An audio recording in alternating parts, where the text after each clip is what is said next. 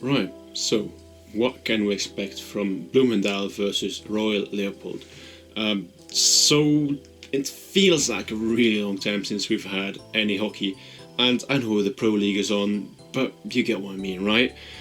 This is the first of 3 videos, so I'm going to make a preview on this game, I'm going to make a preview on the other semi-final, then one on the final, and I'll try to review every game.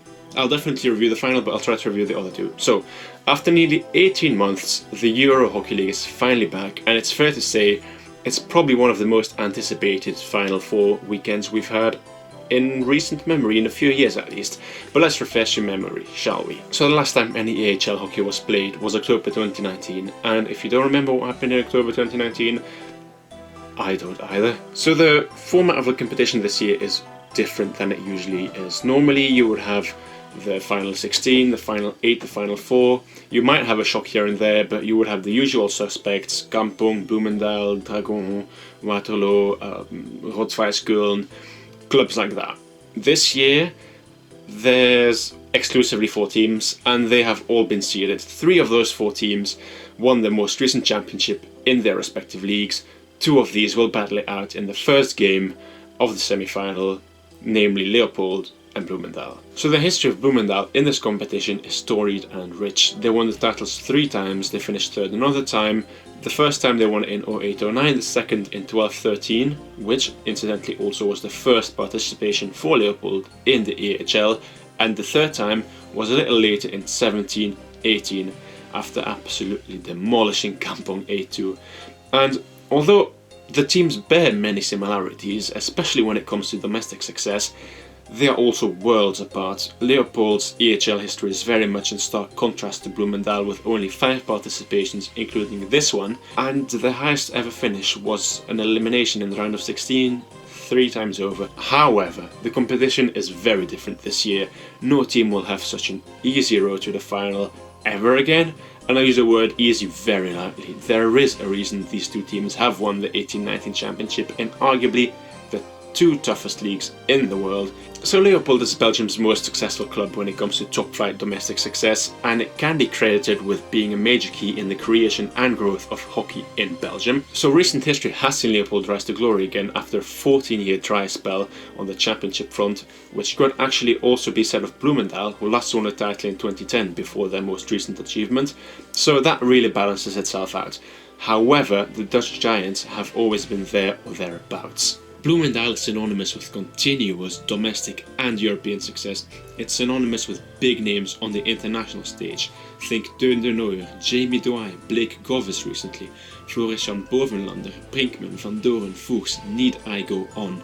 And on the flip side, when associating Leopold with big names, the only 2 that really come to mind are Tom Boon and Max Pennevoort. Tom Boon is still more synonymous with racing and ironically also Bloemendaal, and is definitely an anomaly in this Leopold team. But that doesn't necessarily mean Leopold are pushovers. On the contrary, they have been very solid so far in the Belgian league. They ended the regular season with 26 points out of a possible 39.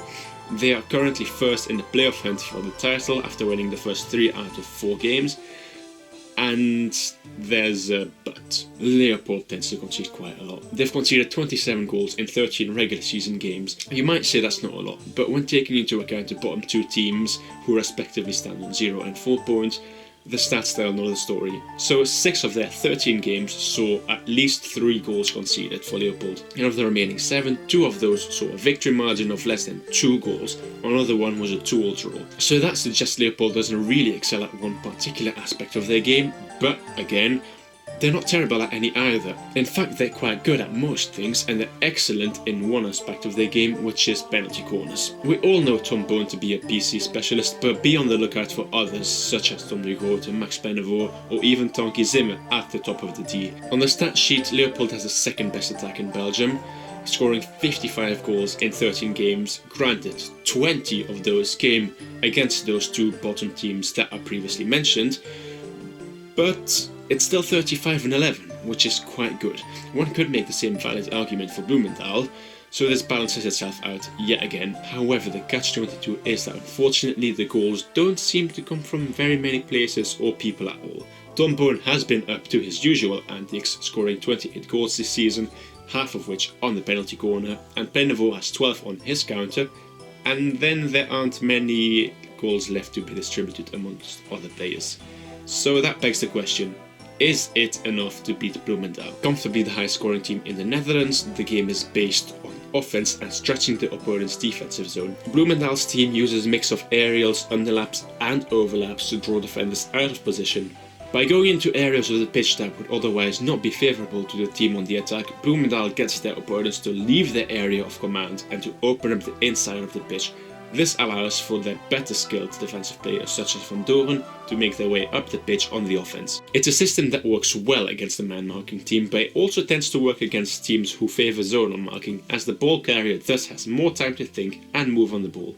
On top of that, the system not only creates a numerical advantage on many occasions, but it also allows for quick and continuous pressure in possession as well as in transition from offense to defense. That continuous pressure then either tires opponents out or leads to at least a semi-decent chance, or even better, a penalty corner. With 69 goals in 17 games, Leopold should be wary of Bloemendaal's ability to outscore anyone. Whereas teams such as Kampong, Waterloo or Gantoise have the defensive capabilities to shut everything down and hit their opponents on the counter if needed, Leopold does not. Yes, 25 goals against in 17 games for Bloemendaal isn't a sign of a perfect team in defence, but it's so important to remember who the opponents that Bloemendaal face weekly are. Leopold will need to be sound defensively, and the chances that they get, they will need to convert. Now, the longer the game drags on without a goal for Bloemendaal, the more confident Leopold will feel. That goes without saying. But falling behind against a team that is actively looking to get your own players to overcommit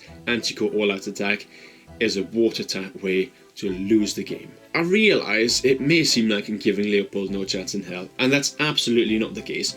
If we look at Bloemendaal scorers, the current highest scorer is Tim Swan with 13 goals, 11 of which came on the penalty corner. So, order of the day number 1, and this also goes for Bloemendaal, do not give penalty corners away.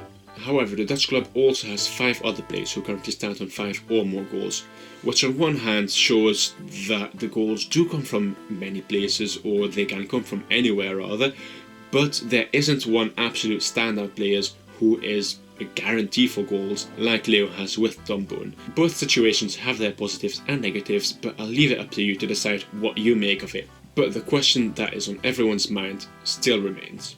Who wins? Well, Bloemendaal is a buying club, and although it has clearly worked in their favour over the years, it comes with a demand and need for success. The foot has to be on the gas from the very first to the very last minute. There's no getting around the fact that Bloemendaal are the favourites by a landslide. There honestly isn't a huge argument I can make in favour of Leopold, though hockey remains an unpredictable sport and an upset is always on the cards. What does work in Leopold's favour is the desire to win, that feeling that they have underachieved in the EHL. This could potentially be their time. The way to EHL gold consists of 2 games, and on paper, the hardest one is the first one. The Belgians will cherish their status as underdogs. They weren't expected to win the Belgian Championship, they weren't expected to sign Tom Boone, and they aren't expected to beat Bloemendaal. It's a trap the Dutch can't fall into, and expect the Belgians to throw everything but the kitchen sink at their opponents.